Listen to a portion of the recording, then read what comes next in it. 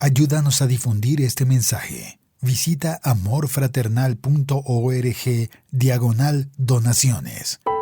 Estás escuchando Poder de Dios para Salvación, un estudio bíblico del libro de Romanos.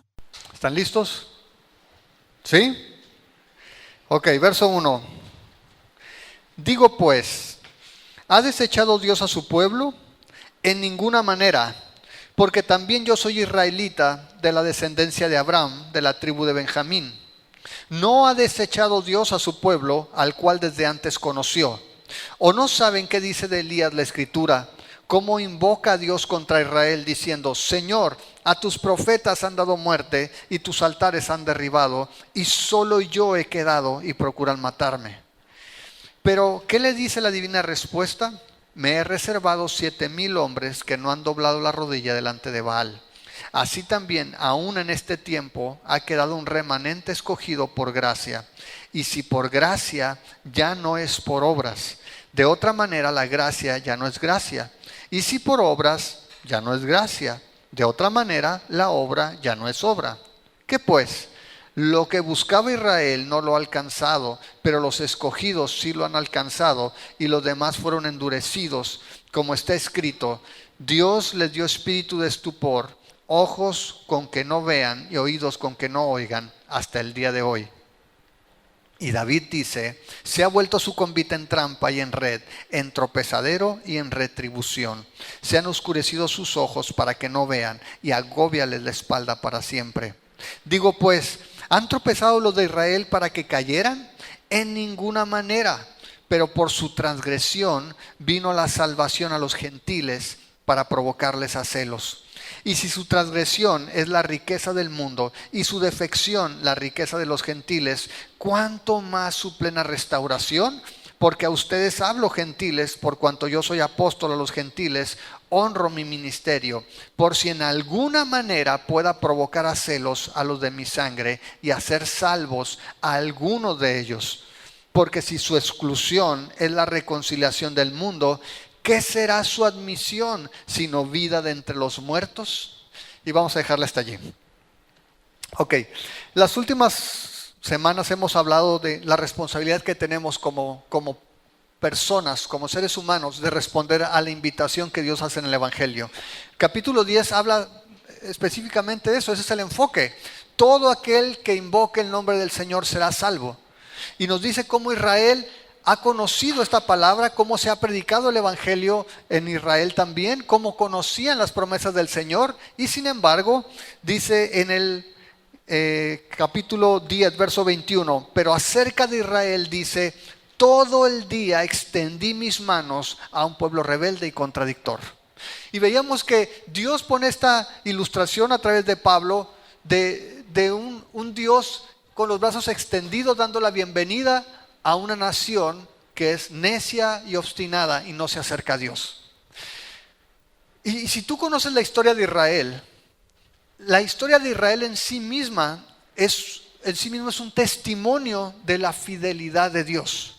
Una nación que durante toda su historia ha sido asolada por diferentes imperios, hablando del Israel antiguo, ¿se acuerdan? Asiria, Babilonia, Persia, diferentes naciones que fueron atacando, arrasando, llevando cautiva a la población, porque Dios lo había anticipado.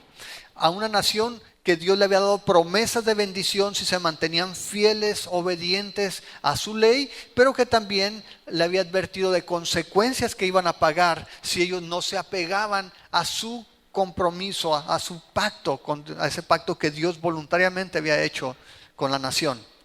Ahora, piensa cómo Israel a través de siglos dejó de existir.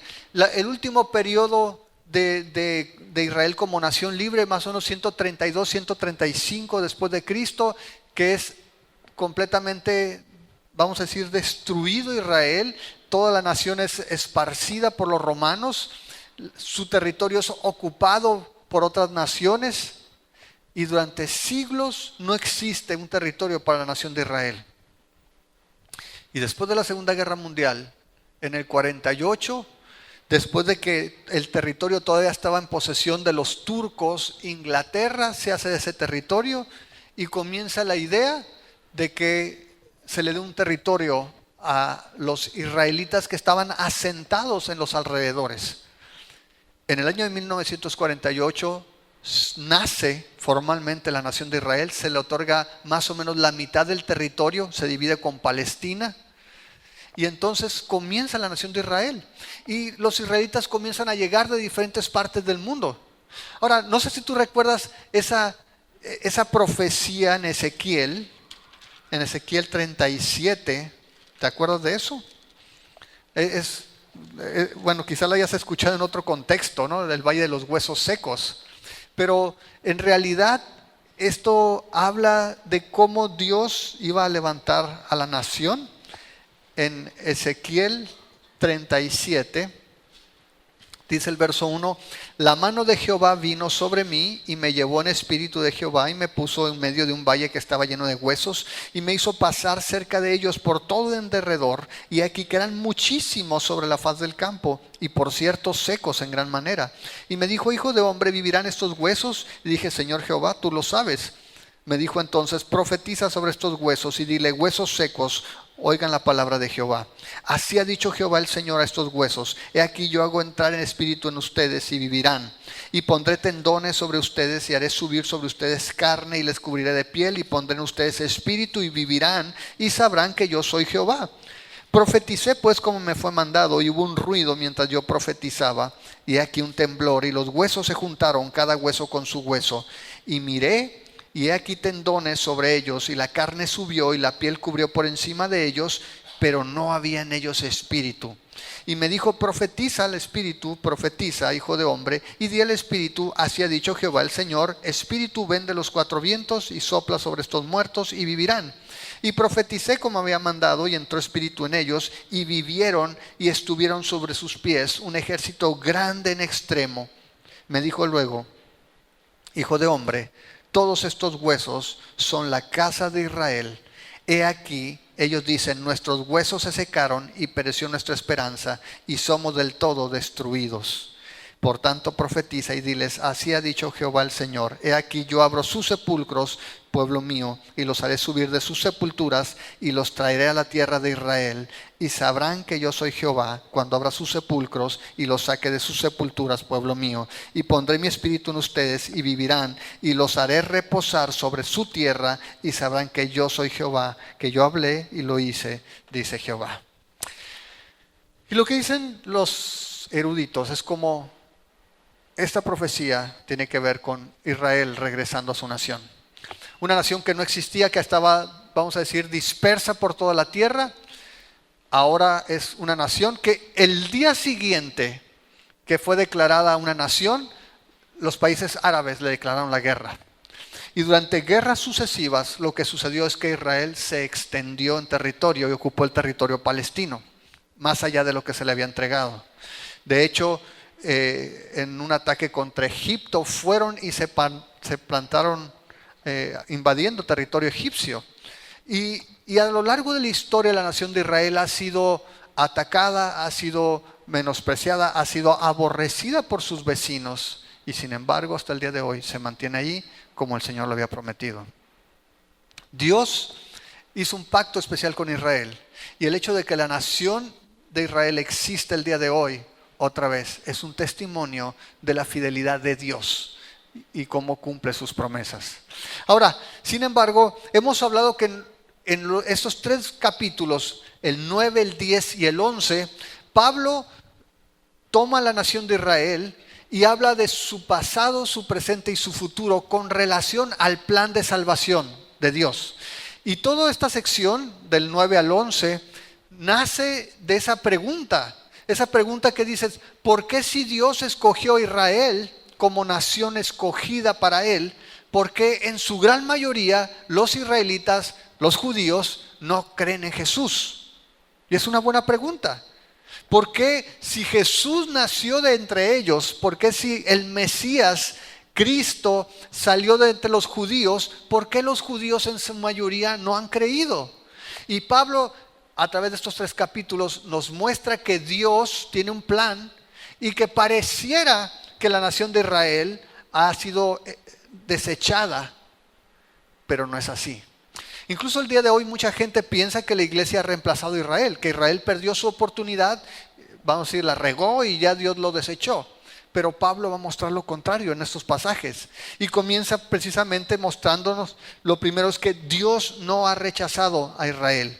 Y en el verso, vamos a decir, en la primera parte del capítulo 11, nos va a mostrar por qué. Y nos muestra que no, aun cuando Israel no ha creído como nación, su incredulidad no es total. Es decir, hay gente que ha creído en Cristo siendo judío. Y Pablo comienza a argumentar en el versículo 1, mira cómo lo dice. Digo pues, ¿ha desechado Dios a su pueblo? ¿Y cómo lo dice? En ninguna manera. Y esa es una frase que Pablo ha usado muchas veces en Romanos. Continuamente Pablo ha hecho preguntas que responde categóricamente, no, ni se te ocurra. De ninguna manera. Dios no ha desechado a Israel, no lo ha rechazado de una manera total. Y te voy a decir la prueba, dice Pablo, verso 1, también dice allí, en ninguna manera, porque también yo soy israelita de la descendencia de Abraham, de la tribu de Benjamín. Pablo dice, Dios no ha rechazado a los judíos de manera total. Aquí estoy yo para prueba. Dice, yo soy judío. Pablo era judío. Si tú te acuerdas, en Filipenses 3, él muestra su linaje o toda su historia familiar en la nación de Israel. En Filipenses 3:3 dice, porque nosotros somos la circuncisión, los que en espíritu servimos a Dios y nos gloriamos en Cristo, no teniendo confianza en la carne. Verso 4, aunque yo tengo también de qué confiar en la carne, si alguno piensa que él tiene de qué confiar en la carne, yo más, circuncidado al 8º día, del linaje de Israel, de la tribu de Benjamín, hebreos de hebreos. Pablo se jactaba en la carne, decía, si quieres ver las credenciales, yo soy israelita, soy de la tribu de Benjamín, soy hebreo de padres hebreos, tengo las credenciales. Pablo usa su linaje para decirle a los romanos, Dios no nos ha desechado, yo mismo soy un ejemplo.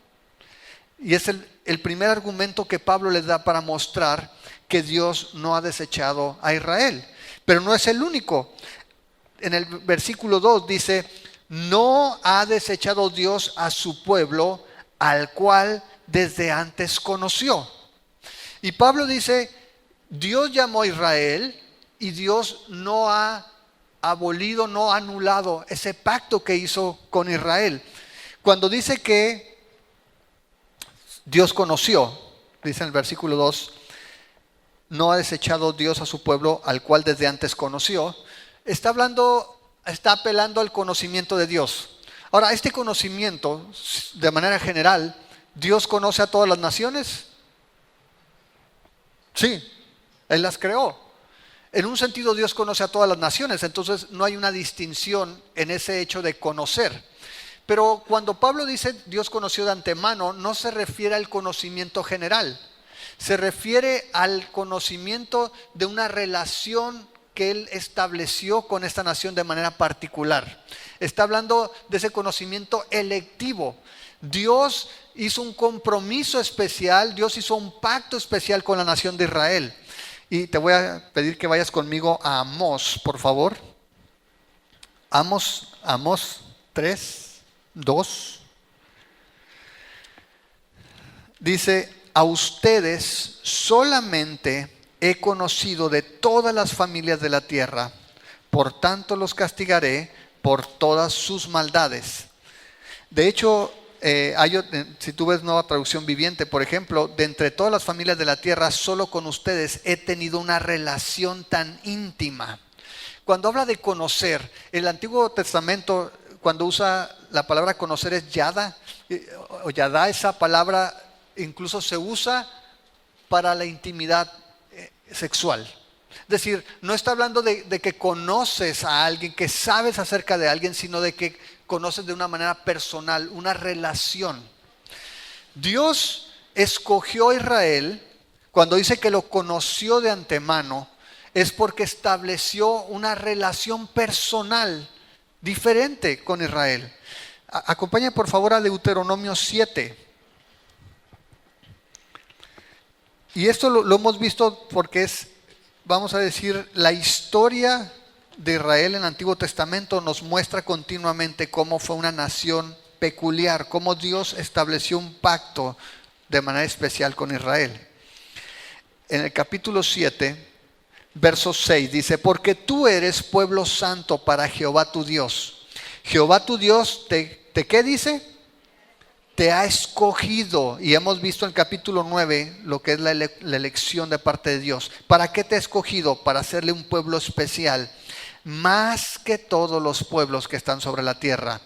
Ahora mira por qué lo hizo, verso 7. No por ser ustedes más que todos los pueblos, los ha querido Jehová y los ha escogido, pues ustedes serán ¿qué?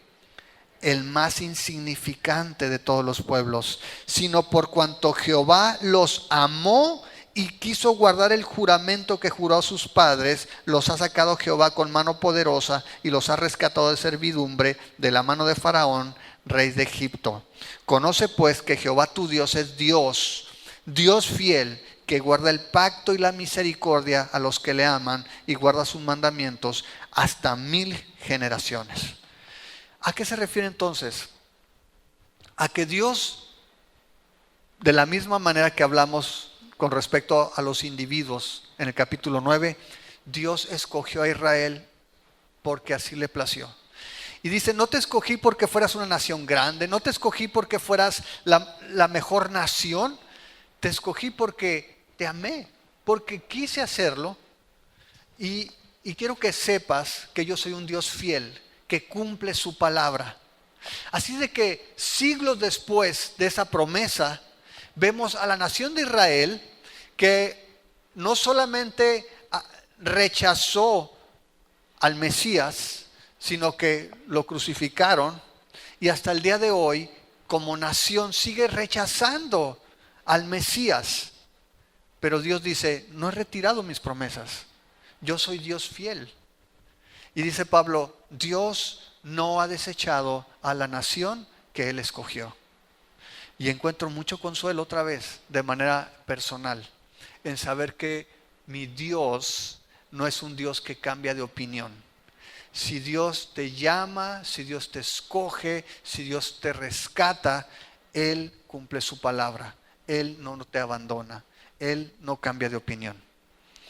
Pablo dice: no solamente yo soy una prueba viviente de que Dios no ha abandonado a los judíos porque yo soy judío, sino que mira la nación, es una nación que Dios escogió. Ahora, pasó algo en el tiempo de Elías. ¿Recuerdas al profeta Elías? Era un tiempo oscuro para Israel, como toda su historia. En esa época dice que los profetas de Baal eran los que rifaban. La gente se había vuelto a la idolatría. El rey se casó con una mujer, Jezabel, que parece que el rey no solamente era mandilón, sino que su mujer además era idólatra, y lo llevó a establecer la adoración a Baal como algo primario, como algo superior en el pueblo. Y en ese tiempo Dios levanta a un profeta, Elías, para que vaya y confronte al rey.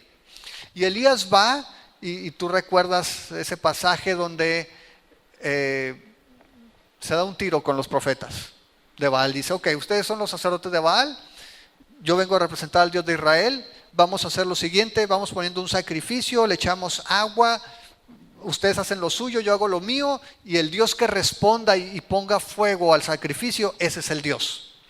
Y dice que los sacerdotes de Baal empezaron a cantar y bailaban y alrededor del sacrificio, y no pasaba nada.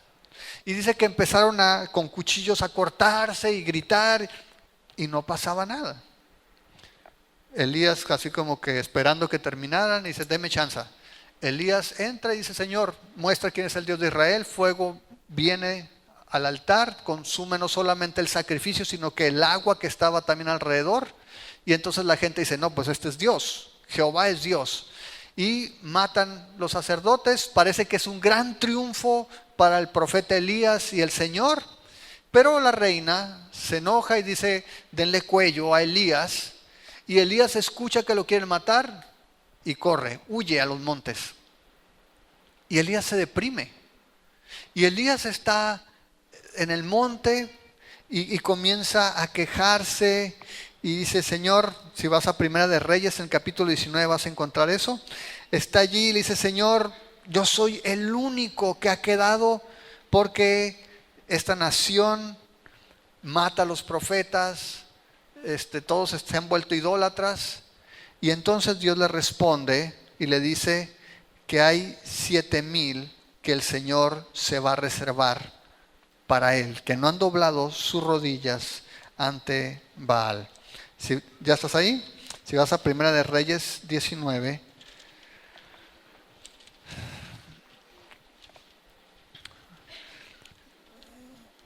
Dice allí en el versículo 4: y él, Elías, se fue por el desierto un día de camino, y vino y se sentó debajo de un enebro, y deseando morir se dijo: basta ya, oh Jehová, quítame la vida, pues no soy yo mejor que mis padres. Y echándose debajo del enebro se quedó dormido. Y aquí luego un ángel le tocó y le dijo: levántate, come. Entonces él miró, y aquí una cabecera, una torta cocida sobre las ascuas y una vasija de agua. Comió y bebió y volvió a dormirse. Estaba deprimido. ¿Alguien le ha pasado que está triste, come y luego se duerme, se levanta, come y luego se vuelve a dormir? Dice el verso 7: y volviendo el ángel de Jehová la segunda vez lo tocó diciendo: levántate y come, porque largo camino te resta. Verso 8: se levantó pues y comió y bebió, y fortalecido con aquella comida, caminó 40 días y 40 noches hasta Horeb, el monte de Dios. Imagínate la comida, ¿no? Y dice: y allí se metió en una cueva donde pasó la noche, y vino a él palabra de Jehová, el cual dijo: ¿qué haces aquí, Elías? Él respondió: he sentido un vivo celo por Jehová, Dios de los ejércitos, porque los hijos de Israel han dejado tu pacto, han derribado tus altares y han matado a espada a tus profetas, y solo yo he quedado y me buscan para quitarme la vida. Él le dijo: sal fuera y ponte en el monte delante de Jehová. Y aquí Jehová que pasaba, y un grande y poderoso viento que rompía los montes y quebraba las peñas delante de Jehová, pero Jehová no estaba en el viento. Y tras el viento un terremoto, pero Jehová no estaba en el terremoto. Y tras el terremoto un fuego, pero Jehová no estaba en el fuego. Y tras el fuego un silbo apacible y delicado. Y cuando lo oyó Elías, cubrió su rostro con su manto, y salió y se puso a la puerta de la cueva. Y aquí vino a él la voz diciendo: ¿qué haces aquí, Elías? Él respondió: he sentido un vivo celo por Jehová, Dios de los ejércitos, porque los hijos de Israel han dejado tu pacto, han derribado tus altares y han matado a espada a tus profetas, y solo yo he quedado y me buscan para quitarme la vida. Y le dijo Jehová: ve, vuélvete por tu camino por el desierto de Damasco, y llegarás y ungirás a Hazael por rey de Siria, a Jehú hijo de Nimsi ungirás por rey sobre Israel, y a Eliseo hijo de Safat de Abel Meola ungirás para que sea profeta en tu lugar. Y el que escape de la espada de Hazael, Jehú lo matará, y el que escape de la espada de Jehú, Eliseo lo matará. Y yo haré que queden en Israel 7,000 cuyas rodillas no se doblaron ante Baal y cuyas bocas no lo besaron. Ahora, ponte en el contexto. ¿Qué es lo que estaba pasando? Elías era el profeta. Elías había visto la respuesta de Dios en el sacrificio, le había dado la victoria al Señor, pero escuchó las amenazas de Jezabel y huyó deprimido. Y Dios le dice: ¿qué estás haciendo aquí? Pues Señor, es que, mira, ya tumbaron los altares, están matando a tus profetas, me quieren matar a mí. Dice que el Señor lo alimenta, ya ves, lo saca de la cueva, le vuelve a hacer la pregunta: Elías, ¿qué haces aquí? Y él dice: pues Señor, es que ya derribaron tus altares, mataron a los profetas y me quieren matar a mí. Soy el único que he quedado. Y Dios le dice: yo haré. ¿Qué es lo que iba a hacer Dios? Yo haré que queden 7,000 que no han doblado su rodilla ante Baal. Eso es lo que hablábamos semanas atrás acerca del remanente. ¿Se acuerdan que decíamos en el capítulo 9, Pablo lo primero que dijo es: no todos los israelitas son Israel? Porque Dios siempre ha guardado dentro de la nación de Israel a un remanente. Y en este caso, Pablo está tomando esa experiencia en una época oscura donde todo Israel se había vuelto a los ídolos, y Dios dice: no eres el único, Elías. Yo tengo 7,000 guardados. Yo los he guardado. ¿Y qué tiene que ver con Pablo aquí? Pablo toma esa experiencia y mira lo que dice en el versículo 2, la segunda parte. Dice: ¿o no saben qué dice de Elías la Escritura? Cómo invoca a Dios contra Israel diciendo: Señor, a tus profetas han dado muerte y a tus altares han derribado, y solo yo he quedado y procuran matarme. Verso 4, pero ¿qué le dice la divina respuesta? Me he reservado 7,000 hombres que no han doblado la rodilla delante de Baal. Verso 5, así también, aún en este tiempo, ha quedado un remanente escogido por gracia. No solamente Dios no ha abandonado a Israel, Pablo se pone como ejemplo. Pablo dice, sino que además Dios escogió a esta nación, Dios ha guardado a esta nación. Y lo que ahora dice Pablo, Dios también se ha guardado un remanente. Dios aún en esta época sigue sacando de entre los judíos gente que recibe al Mesías, gente que acepta a Cristo. Y a pesar de que Israel como nación está rechazando o sigue rechazando a Jesús, hay gente que sigue siendo salva el día de hoy en Israel. Hay ministerios que se dedican de lleno a eso, a predicar el evangelio a los judíos. Y Dios sigue rescatando gente. Y lo que está diciendo Pablo es que aun cuando parece tan oscuro y pudiéramos pensar como pensaba la nación, como pensaba Elías, todos se han vuelto a los Baales. Dice Dios, no, yo me he reservado un remanente.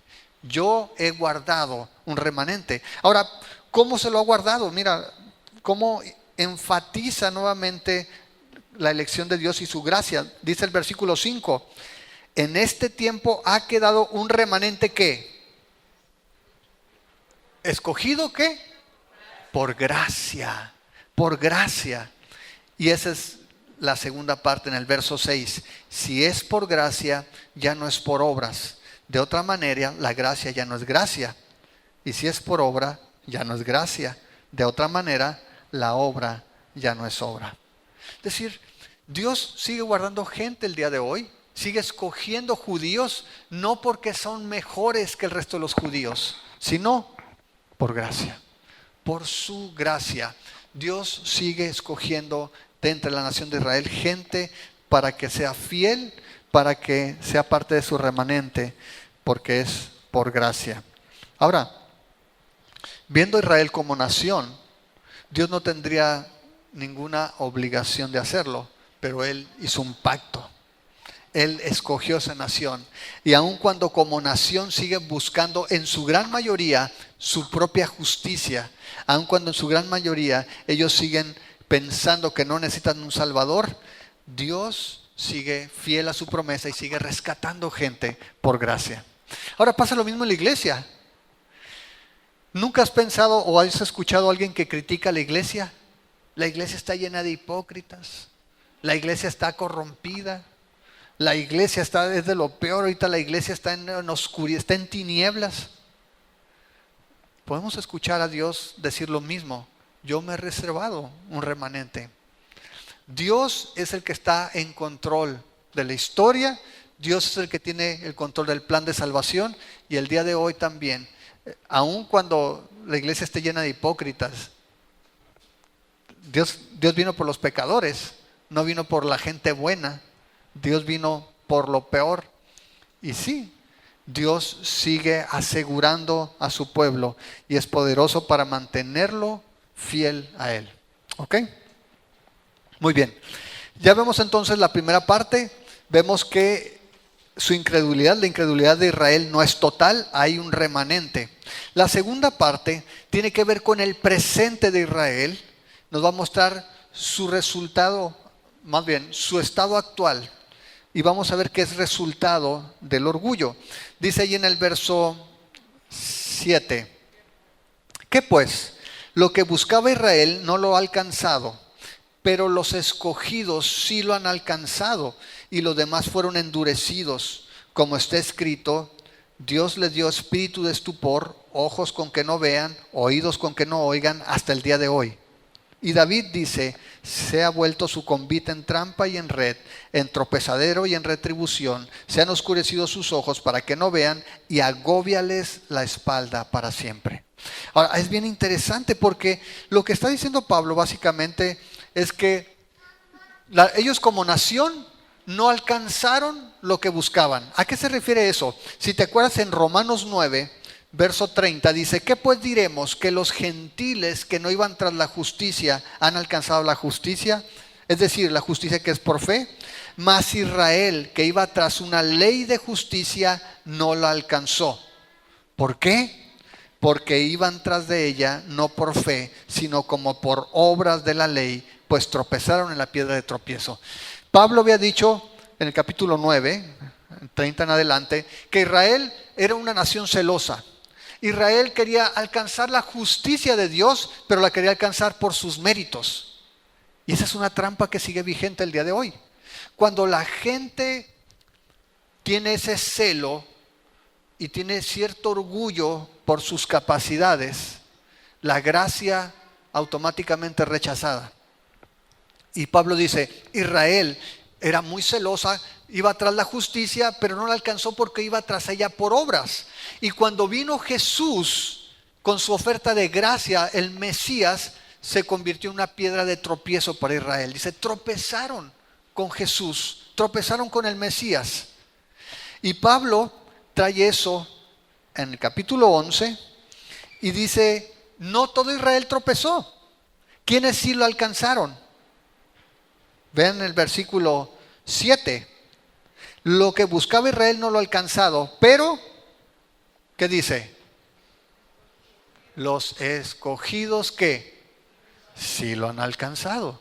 Otra vez, el remanente. Dios dentro de la nación de Israel, estaba otro Israel, que era el Israel que compartía la fe de Abraham, y ese remanente sí ha alcanzado la justicia que es por la fe. ¿Me va siguiendo hasta aquí? Si te fijas, se identifican dos Israel, o sea, el Israel nacional y el Israel dentro de Israel, que ha sido el remanente, aquellos que han creído, aquellos que comparten la fe de Abraham. No solamente que nacieron de la simiente, de la descendencia de Abraham, sino que han creído como Abraham creyó. Ahora, dice entonces que ellos sí lo han alcanzado, pero el resto ha sido endurecido. La palabra poros es endurecido. Hay algunas versiones que en lugar de endurecido dicen cegados. Es una forma de referirse al endurecimiento. Cuando dice endurecido es como si tuvieras un callo. Es que tu piel se pone dura. ¿Alguien les ha dado callos? Esos que agarras la lima en los pies, ¿no? Y son los callos. Tienes la piel, pero ya no sientes. Esta es la idea que transmite esta palabra. Que cuando te has vuelto duro a algo que has escuchado. Y eso hemos hablado en ocasiones, que la gente puede venir a la iglesia y si no recibe la gracia, se vuelve dura al evangelio. Es como las vacunas contra el evangelio. Cuando la persona está siendo expuesta y no responde positivamente. Eso es lo que está mostrando aquí Pablo. Dice, los que han sido elegidos sí lo han encontrado, pero el resto han sido endurecidos. Ahora, esta palabra de dureza o endurecer la usan en los evangelios. Por ejemplo, en Marcos 6:52. Jesús le dice a los discípulos, dice que ellos aún no habían entendido lo de los panes por cuanto estaban endurecidos en sus corazones. Después de que hace la alimentación milagrosa, que se suben a la barca y que los agarra la tempestad y que el Señor pasa caminando sobre el agua, ellos se asustan. Dice que ellos no habían entendido todavía, no les caía el 20 porque estaban endurecidos. En Juan 12:38, usamos este pasaje la semana pasada. Juan 12:38 usa esa palabra también. Dice, para que se cumpliera la palabra del profeta Isaías que dijo, Señor, ¿quién ha creído nuestro anuncio? ¿Y a quién se ha revelado el brazo del Señor? Por esto no podían creer, porque también dijo Isaías, cegó los ojos de ellos y endureció su corazón, para que no vean con los ojos y entiendan con el corazón y se conviertan y yo los sane. Entonces, este término que está usando Pablo lo había usado Jesús y básicamente es esto. Cuando tú escuchas el Evangelio como Israel, pero tú tienes en tu cabeza la idea de que tú no necesitas un Salvador, sino que tú por tu esfuerzo puedes alcanzar la justicia de Dios, entonces dice, tu corazón se va endureciendo. ¿Por qué?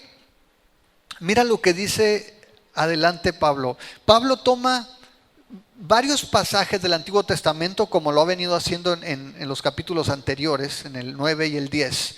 Y dice allí, en el versículo 8, como está escrito, Dios le dio un espíritu de estupor, ojos con que no vean y oídos con que no oigan hasta el día de hoy. Ahora es bien interesante porque estas palabras básicamente las toma primero de Deuteronomio 29:4. En Deuteronomio 29:4 dice, pero hasta hoy Jehová no les ha dado corazón para entender, ni ojos para ver, sí, dice, ni oídos para oír. Ahora, estas palabras Moisés se las dio al pueblo de Israel después de que habían andado 40 años en el desierto. Y Moisés lo que le está diciendo básicamente es esto, Israel, mira, por 40 años, a causa de tu dureza de corazón, has andado en el desierto. Y 40 años es un buen tiempo para que te arrepientas. Esa travesía de 40 años por el desierto tenía como propósito que la gente viera la fidelidad de Dios, porque durante 40 años fueron sostenidos milagrosamente. Si vas a ese pasaje en Deuteronomio, vas a ver cómo hace referencia a la manera en que Dios los guardó. Deuteronomio 29.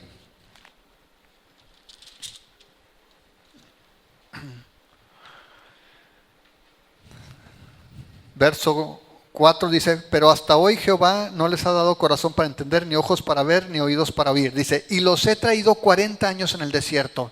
Sus vestidos no se han envejecido sobre ustedes, ni su calzado se ha envejecido sobre su pie. No han comido pan, ni bebieron vino, ni sidra, para que supieran que yo soy Jehová su Dios. Y llegaron a este lugar y salieron Sehón, rey de Hesbón, y Og, rey de Basán, delante de nosotros para pelear, y los derrotamos, y tomamos su tierra, y la dimos por heredad a Rubén y a Gad y a la media tribu de Manasés. Guardarán pues las palabras de este pacto y la pondrán por obra para que prosperen en todo lo que hagan. Ok, lo que estaba diciendo Moisés en este tiempo es, ya anduviste 40 años en el desierto. Ahora, ¿por qué anduvieron 40 años en el desierto? ¿Cuál fue la causa de ese exilio de los 40 años? Incredulidad. No le creyeron a Dios. Entonces, 40 años anduvieron vagando. Dice, muchos, la primera generación murió en el desierto, pero la segunda generación tuvo la oportunidad de ver a un Dios fiel guardándolos y protegiéndolos. De alguna manera, Dios le dice,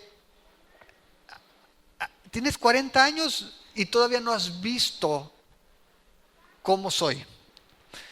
Todavía no has visto todo lo que quiero hacer. Y esos 40 años fueron una disciplina para el pueblo de Israel. No fueron un castigo para acabar con él, porque si Dios hubiera querido acabarlos, acaba con todos. Pero no, Dios guardó otra vez una generación que caminó 40 años en el desierto para que tomara la tierra prometida. Sin embargo, esas palabras después, que esas las dijo primeramente Moisés, pero luego, si vas a Isaías, en Isaías 29, esas palabras se repiten.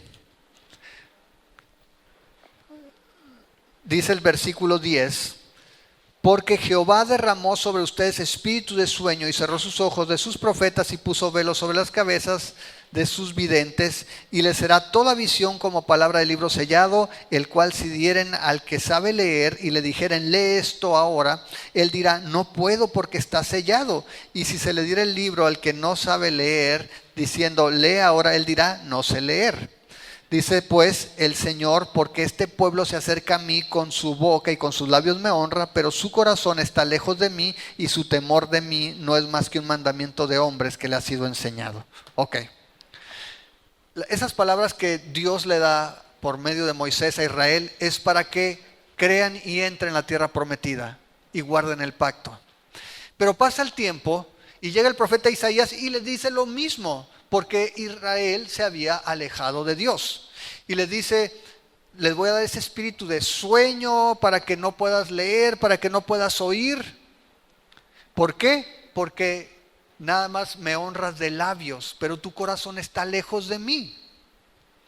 Y Pablo toma esas palabras que dijo primero Moisés, que tomó Isaías, y ahora toma Pablo y le dice a Israel, lo que pasa es que Israel está de la misma manera.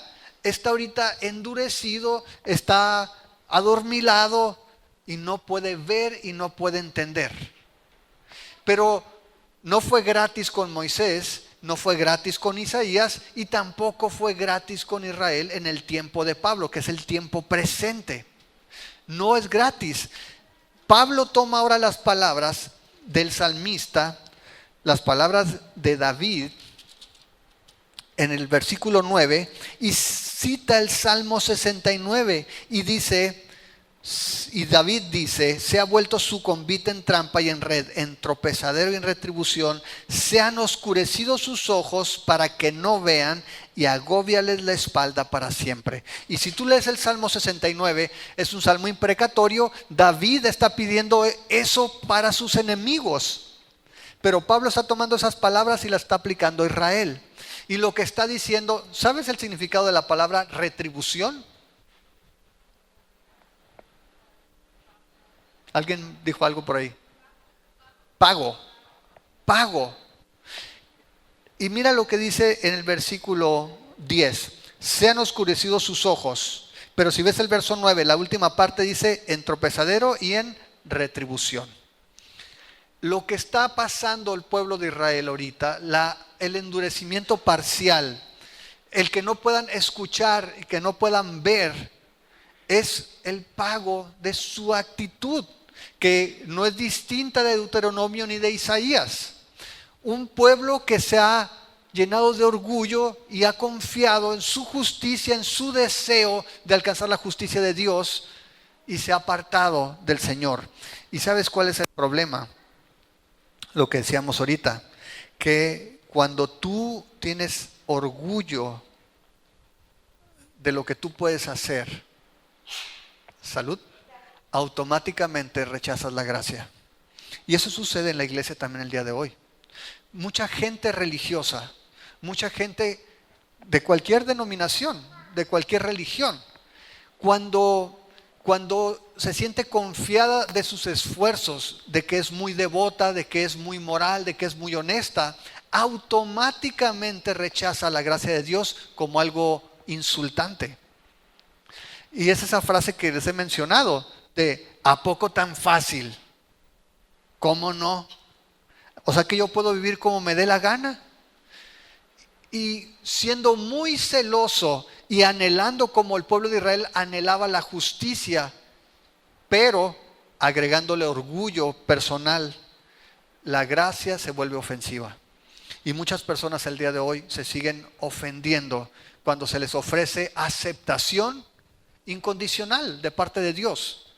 Y la gente se molesta. Si Dios es santo, ¿cómo crees que te va a aceptar así nomás? Mucha gente incluso, no sé si conozcas a alguien o te haya pasado a ti, pero oye, ¿qué pasó? ¿No has ido a la iglesia? No, es que ando mal. Entonces, quiero arreglar primero las cosas para luego ir. Mucha gente quiere arreglar su vida para acercarse a Dios. Mucha gente dice, es que ahorita ando mal, pero ya que esté más o menos, entonces ya voy a ir. Dios lo que nos ofrece es aceptación incondicional, es gracia. Pero cuando estamos confiando en nuestros esfuerzos, cuando confiamos en nuestro celo, en aquellas cosas que hacemos y que nos hacen sentir buenos, entonces la gracia se vuelve ofensiva. Y dice Pablo, como dijo David, están recibiendo su pago por el orgullo. Y ese orgullo los ha hecho ciegos a la gracia de Dios. Y hasta el día de hoy, dice, ellos siguen sufriendo por causa de eso. Simplemente es la retribución de un espíritu egoísta. Y aquí nosotros como creyentes tenemos que examinarnos también. A veces nosotros entendemos la gracia para con nosotros, pero pedimos la justicia para con los demás. Y vemos a las personas que fallan, que tropiezan. En algún momento en mi vida como cristiano, por muchos años, yo creía el mito de los supercristianos. No sé si alguna vez conociste a algún pastor que se parara y dijera, no debes de pecar ya, si eres cristiano ya no pecas. Yo decía, pero ¿cómo? Entonces no soy cristiano, ¿no? Pero la palabra de Dios nos muestra que todos estamos necesitados de gracia todos los días. Y cuando nosotros entendemos el concepto de la gracia y aceptamos la gracia de parte de Dios, vamos a extender la gracia también a los demás y no vamos a ser tan críticos de la gente ni tan intolerantes con las fallas de los demás, que queremos desechar luego a aquel que no cumple con mi estándar. Dios por siglos ha aguantado a la nación de Israel y dice, no la ha abandonado a la nación que escogió. Nosotros como creyentes necesitamos manifestar la gracia también. ¿Cómo te ves a ti mismo? ¿Te ves como alguien necesitado de gracia? ¿O te ves como alguien que por la gracia de Dios ya está en otro nivel? Y tú en algún momento piensas que ya no vas a necesitar de Dios porque ya eres bueno. En realidad, toda la vida necesitamos la gracia de Dios. No importa cuántos años tengas caminando con Jesús, necesitamos la gracia. ¿Cómo ves a los demás? ¿Te desesperas con aquel que falla? Ay, ese ya le he dicho muchas veces, ya le voy a dejar que se condene mejor. Ya no le voy a decir nada. ¿Cómo te ves a ti mismo? Vimos entonces que en el presente está endurecido, pero su estado actual es resultado del orgullo. Dios no los ha rechazado, su incredulidad no es total y su estado actual otra vez es consecuencia de su orgullo. Muy bien, la última parte tiene que ver con el futuro de Israel y lo que vamos a ver es que su caída no es permanente. Es decir, el estado actual de Israel solamente es transitorio. Vamos al versículo 11. Digo pues, otra vez Pablo, si te fijas, ha cambiado el tema con una pregunta cada vez. Verso 11. Digo pues, ¿han tropezado los de Israel para que cayeran? ¿Cuál es la respuesta de Pablo? En ninguna manera. Otra vez. Pero por su transgresión vino la salvación a los gentiles para provocarles a celos. Y si su transgresión es la riqueza del mundo y su defección la riqueza de los gentiles, ¿cuánto más su plena restauración?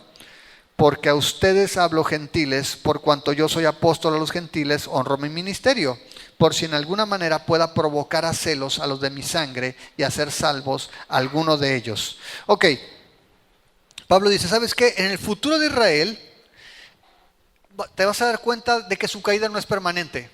Ahora, por alguna razón Pablo enfatiza esta parte, y es que en ese tiempo la mayoría de los cristianos en la iglesia eran gentiles, no eran judíos. Y Pablo dice, ponte abusado, porque quiero que sepas que Dios no ha desechado al pueblo de Israel. Es más, quiero que veas la perspectiva, dice, el tropiezo de Israel trajo la salvación a los gentiles. Imagínate esto. ¿A quién le predicó Pedro el día de Pentecostés?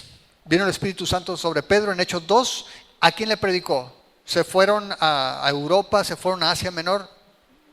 A los judíos. Predicó a los judíos. Y ese día 3,000 gentes recibieron al Señor.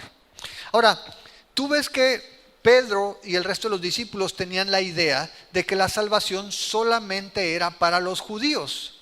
Ahora, Dios cuando escogió a Israel, hizo un pacto con Israel y les ofreció una tierra, les ofreció bendición, protección, pero en alguna parte les prometió salvación en automático. Es pregunta, ¿eh? No, nunca. Nunca dijo, y por ser judío tienes derecho a la salvación. No, lo que les dijo es, te escogí y te di bendiciones para invitarte a una relación personal conmigo, como Dios. Si tú te acercas, si tú aprovechas, puedes tener una relación conmigo. Pero nunca le dijo, y por ser hijo de Abraham te vas a ir al cielo.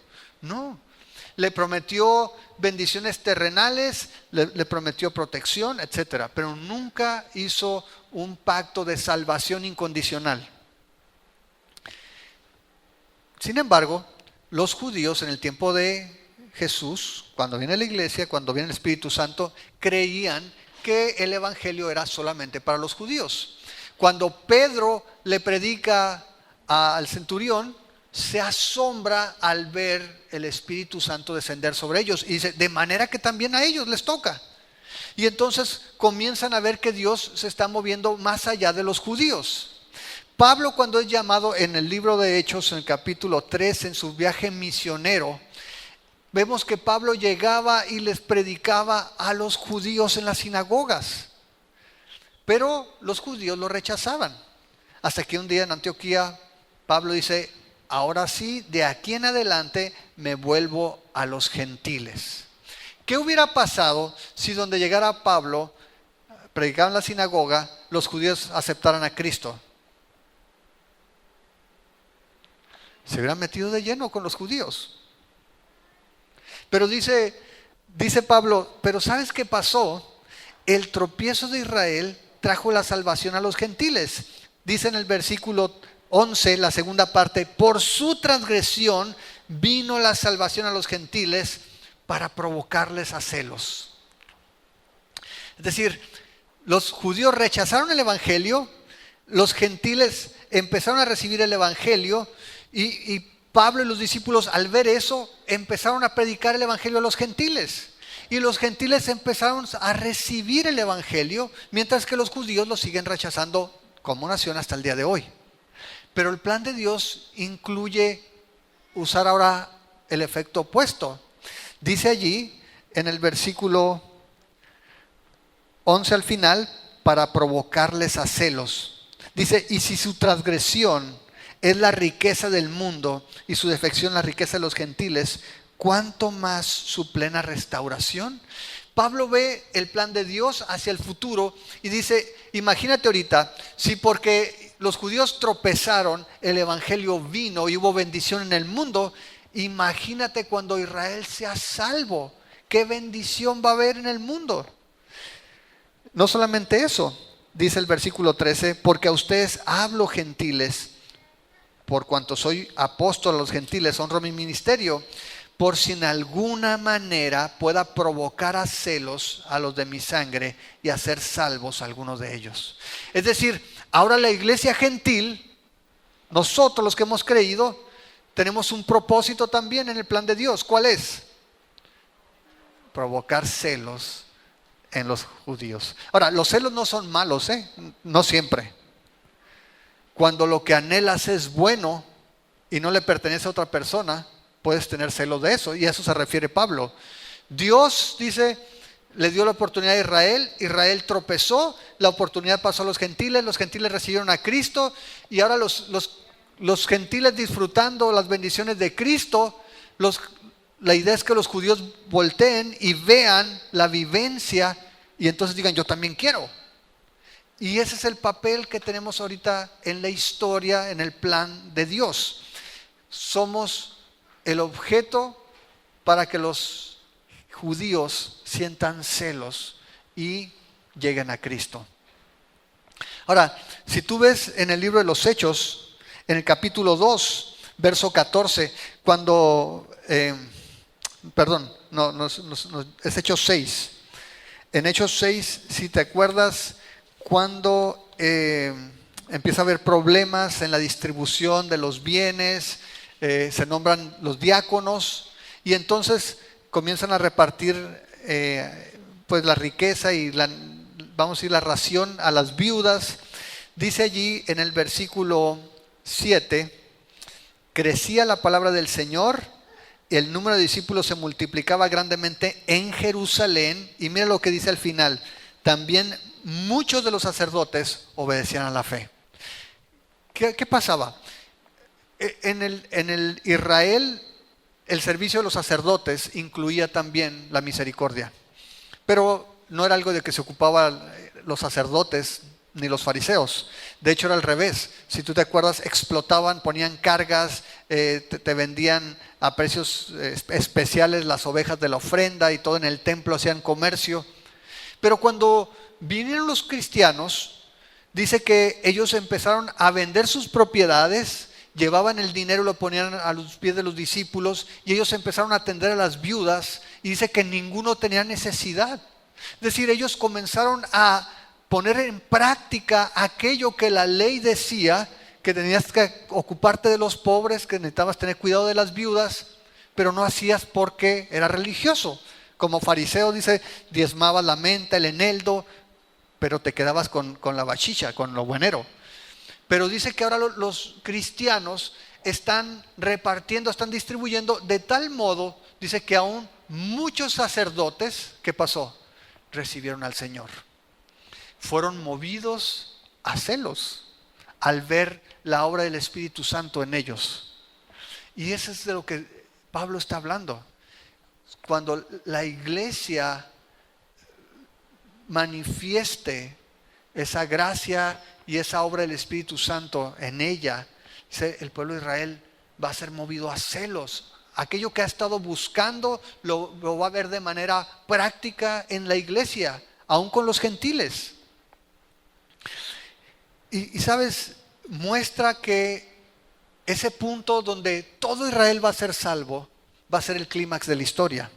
De hecho, si vas otra vez a Romanos 11, dice en el versículo 15, porque si su exclusión es la reconciliación del mundo, ¿qué será su admisión sino vida de entre los muertos? Vida de entre los muertos.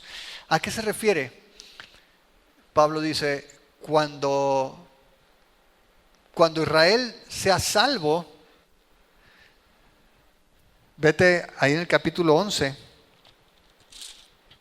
pero vete al versículo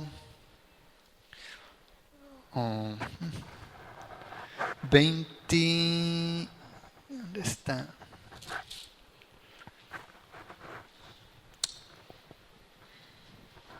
Esto me perdió. 25. Ándale, dale un premio para el 25. Dice, fíjate, porque no quiero, hermanos, que ignoren este misterio, para que no sean arrogantes en cuanto a ustedes mismos, que ha acontecido a Israel endurecimiento en parte, ¿hasta qué? Hasta que haya entrado la plenitud de los gentiles. Y luego, cuando Israel sea salvo, ¿qué es lo que ya pasó? La plenitud de los gentiles. Todos aquellos que están en el plan de Dios para ser salvos. Y luego entonces Israel es salvo. ¿Qué es lo que sigue? Resurrección de los muertos. Pablo dice, viendo hacia el futuro, cuando Israel sea salvo, es porque ya estamos en el clima. Ahora sí, el plan de Dios está culminando, porque ya entró la plenitud de los gentiles. Ahora todo Israel va a ser salvo. Y entonces, ¿esto qué significa? Que ya está todo aquel remanente, todo, el Señor ya pasó lista, ya están todos. Y entonces lo que viene es la resurrección de los muertos. Es el tiempo final, el fin de la historia. Y Pablo estaba viendo hacia enfrente, tomando a la nación de Israel como ese indicador del plan de Dios. Dios no se ha olvidado de Israel. Sigue siendo su nación escogida. Sigue teniendo un remanente dentro del Israel. La pregunta es si nosotros estamos siendo esa iglesia que va a mover a envidia, que va a llevar a los gentiles, a los judíos, a desear al Mesías. O si estamos representando de una manera chafona, ¿no?, el plan de Dios con nosotros. ¿Qué es lo que podemos aprender? Bueno, Dios muestra su fidelidad en la primera parte. Dios no ha dejado a Israel. Dios hizo un pacto. Dios es fiel para cumplir su pacto y para guardar no solamente a la nación, sino a los individuos. Cuando Pablo inicia en el capítulo 9, comienza después de haber dicho que nosotros como cristianos tenemos seguridad en Cristo, en su elección, en su amor. Nada nos puede separar. Y Pablo hoy confirma a través de la historia de Israel que Dios es fiel y poderoso para guardar a su pueblo. Segunda cosa, cuidado con el orgullo, porque el orgullo con el celo por la justicia nos hace alérgicos a la gracia. Y dentro de la iglesia podemos ser muy celosos, podemos creernos muy capaces, muy buenos, muy morales, muy cumplidos. Siempre me congrego, siempre hago esto, siempre doy aquello, siempre leo la Biblia. Y Isaías dijo, lo haces de los dientes para afuera nomás. Eso te hace alérgico a la gracia, y no solamente para compartir la gracia, sino para extender gracia a los demás. Tercero, Dios quiere usarnos para mover a celos a los judíos. Y no solamente a los judíos, también a otros gentiles. Que otra gente pueda ver también el fruto del Espíritu Santo trabajando en nosotros como iglesia, para que puedan anhelar, para que puedan desear. Jesús dijo que nosotros los creyentes éramos ¿qué?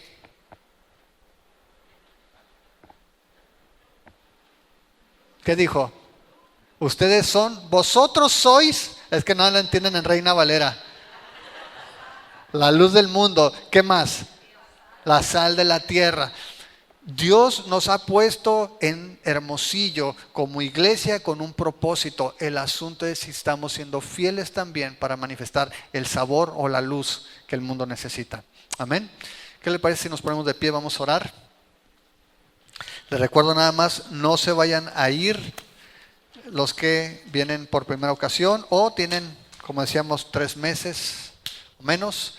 Queremos invitarles el café y darles una bienvenida. Ahí en tu lugar te invito para que cierres tus ojos y para que tú ores, para que tú tomes un tiempo con el Señor y primero veas si tú estás confiando en Jesús, si tú estás confiando en sus promesas, si estás confiando en su fidelidad para la vida eterna. Sabemos que como personas podemos ser muy orientadas a los logros y a lo mejor tú has estado luchando con años tratando de ser bueno, poniendo tu mejor esfuerzo, haciendo lo mejor que puedes, pero la Biblia nos dice que no es eso lo que nos abre la puerta.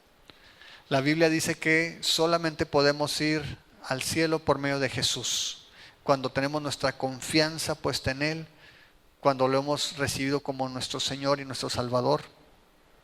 Y su palabra dice que Él es fiel para cumplir. La segunda cosa, pide al Señor que revise tu orgullo, cómo andas.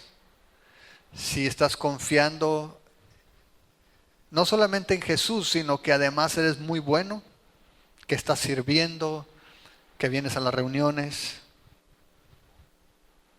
que eres celoso de su santidad. Si has pensado quizá que la gracia necesitas agregarle algo, que no puede ser tan fácil, que tiene que costarnos. Si has pensado alguna vez eso, está saliendo de la gracia. Y Pablo decía, entonces ya no es gracia. Y si es por obras, pues ya no es gracia. ¿Por qué? Dios nos acepta incondicionalmente. Dios no nos pide ningún requisito para aceptarnos. Tercero, estamos siendo la luz, la sal, estamos siendo aquellos que van a tentar, que van a poner celosos, que van a hacer que anhelen a Cristo los judíos. Y no te voy a pedir que vayas tan lejos. Tu vecino, tu compañero de trabajo, tu compañero de escuela, puede ver algo en ti, puede ver la gracia de Dios en ti para anhelarla. Señor, venimos delante de ti dependiendo solamente de tu gracia. No hay nada en nosotros, Señor, que nos haga dignos o merecedores de tu favor. Te pedimos para que tú nos concedas entender más, disfrutar más, valorar más tu gracia. Que podamos ver que dependemos de ti, independientemente del tiempo que tengamos en el Evangelio, independientemente de los años que tengamos, Señor, leyendo la Biblia, dependemos completamente de ti. Enséñanos a mostrar gracia a los demás, que podamos extender, Señor, esa gracia a los que nos rodean, que puedan también ser tentados, que puedan ser provocados, Señor, a buscarte, a reconocerte, Señor, a acercarse a ti. Úsanos en esta ciudad donde nos has plantado, Señor, para mostrar gracia a todos aquellos con los que tenemos contacto y que tú puedas ser glorificado en nosotros. Nuestro deseo, Señor, nuestro anhelo, queremos honrarte con todo lo que somos, Padre, para que tú seas reverenciado en esta ciudad. Te damos muchas gracias de antemano porque sabemos que tú estás trabajando, que tú eres fiel, que tú, Señor, vas a completar esa obra que empezaste en cada uno de nosotros, y en eso nos gozamos, Señor. Podemos ver tu sabiduría y podemos ver tu poder, Señor, para mantener tu plan tal y cual tú lo has planteado, Señor. Y en eso nos gozamos y te damos toda la gloria y toda la honra, Señor, en el nombre de Jesús. Amén. Escuchaste Poder de Dios para Salvación, un estudio bíblico del libro de Romanos. Encuentra más estudios bíblicos en amorfraternal.org. Visítanos en facebook.com/amorfraternalorg.